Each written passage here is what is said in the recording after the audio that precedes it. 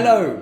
I'm here to show you how to arrange one of this week's bunches, which is part of our Transformation Station series, where I'm showing you how to get the very most from your flowers, which you can find in your account page. And in this arrangement, I've got some lovely pale pink LA Brindisi lilies, some wonderful Perpetta Santini, which just adds to the nice base of the arrangement, fluffy yellow Solidago, which just adds a vibrant pop of colour, some deep burgundy snapdragons, and some rosetta blue Lysianthus, and finishing it off, and for the first time ever, some beautiful freesias, which are very delicate and may even have a few little bits snapped off the sides of them, but the heads will be intact and they smell fantastic.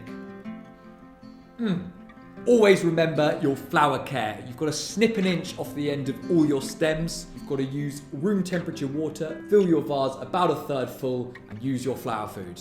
So to arrange this array of colours, I'm going to start with my lilies facing opposite each other in the vase.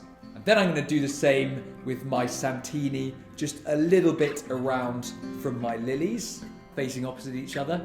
And then we can follow the shape around, completing the hexagon with our Solidago facing opposite each other like that. And this is the structure of our arrangement, providing a nice support for our other flowers to stand up in. Now in go our antirrhinums in an even triangle, a little more centrally, using the other stems for support. And next in goes our beautiful Lysianthus, which will sit at roughly the same height as the antirrhinums. It's going to start maybe a little bit taller. Finishing it off, our delicate freesias. They will arrive more closed than this. You can just tuck them in wherever you fancy, maybe on the edge of the snapdragons, and they will look fantastic. So there we have a real pop of different colours, which I'm sure will bring a lot of sunshine to your day. And I hope you love it. See you next time.